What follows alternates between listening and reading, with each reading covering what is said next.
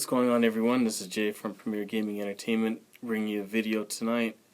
This video is actually being recorded on the eve of Game 5 of the NBA Finals, and I just wanted to give my thoughts and opinions of, the NBA Finals up until this point. I hadn't watched any games after the Raptors got eliminated from, the playoffs. And it's not because, I'm a sore loser or, once my team loses, I don't want to watch anymore. Honest God truth is, I watch basketball, NBA basketball, because it's entertainment to me. And if I'm not entertained, if I'm not enjoying watching it, I'm just not going to watch it. And so far, these NBA playoffs have not been entertaining at all. I haven't enjoyed them one bit. Watching teams sweep other teams and blow them out every single game, it's not entertaining at all. It's boring. It's predictable, and to me, it's not good for the NBA. So up until this point, I hadn't been really watching any of the games. I did start watching the finals. I had my idea of who was going to win. I just didn't expect it to be so far the way it's been so far. But hey, the finals are not over yet. I think that it will be over on Sunday. But,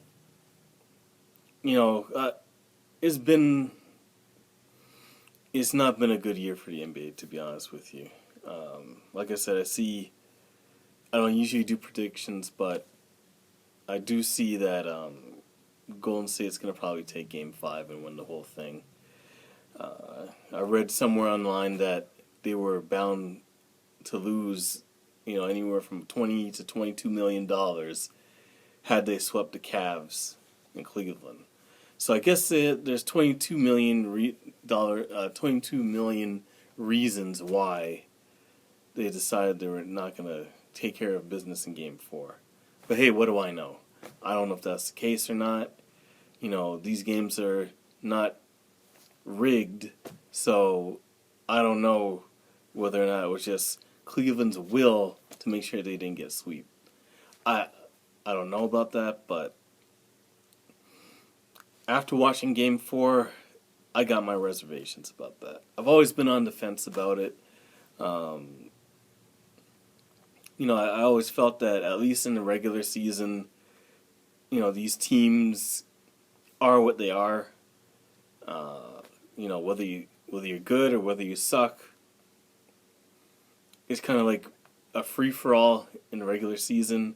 And then once you hit the playoffs, once you get to the playoffs and all those teams are solidified, that's when things start to fall into place. So I knew last year that Cleveland was going to win. I didn't see, them letting LeBron lose again back-to-back years. Couldn't see that happening.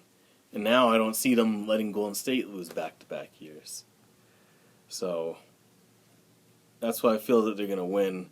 But I also feel that they weren't going to let LeBron, for his own legacy, get swept out of the playoffs. Because that would have left a bad mark, on his legacy. He's trying to make this claim as being the best player to ever play the game. Which, by the way, in my opinion anyways, I don't think that he will be. And I'll just dive into that real quick. I know it's a little bit off the topic of what I'm talking about, but my opinion about LeBron is, overall, he's an amazing player, and I guess it's not a good comparison, but it's like one of those things where he does so many things great, but he has this one thing that kind of knocks him down a notch and makes him not be, this top of the line, he's on the top and everyone's looking below him type player. And what I mean by that is, and I had the same thing about Shaq too. Now you would think, Shaq, best center ever to play, but I can't even give him that notch. And the reason why, I'll start with Shaq, is because, come fourth quarter or come crunch time, when they needed him to be on the court and to make a play, a lot of the times Shaq wasn't even on the court. And the reason why, of course, was because he couldn't make his free throws. So late in the game, when they needed a basket or they needed a clutch play, it usually was Kobe that was the one that was taking the shots. Shaq was always on the bench because they couldn't risk putting him into the game because he'd get fouled and then, God forbid, he had to make a free throw. So to me, that fact that they had to take him out and in that game, that point of the game made him a liability, knocks him down a notch as being the best center to ever play the game.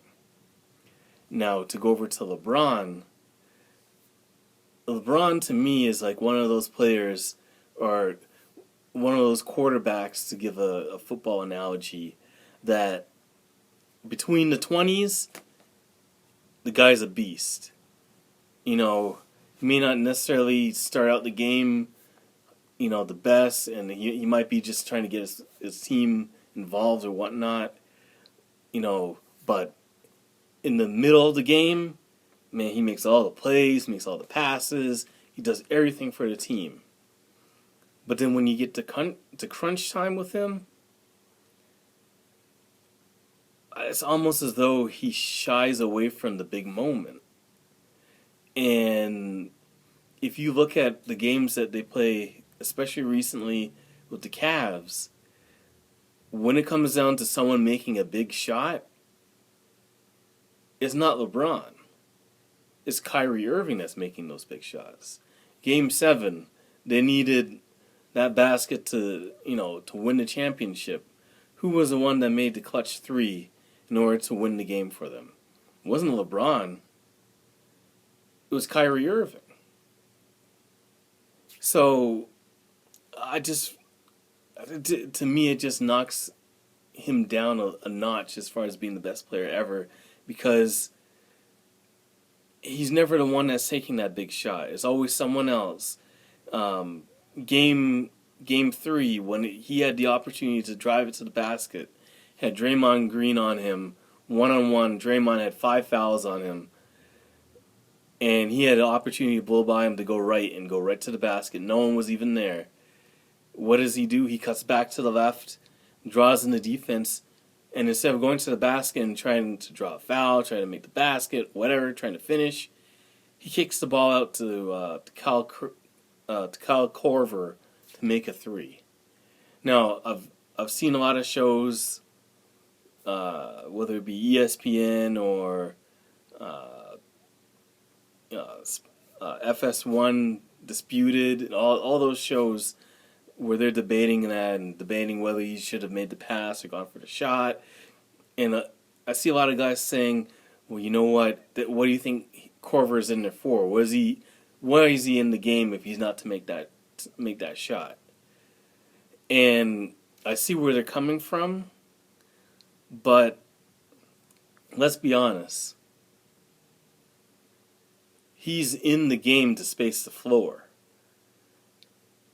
But I don't think that he's in there because they want him to make the big shot. Can he make threes? Yes. Is he a good shooter? Yes. Is he a clutch shooter in the playoffs? That I don't know.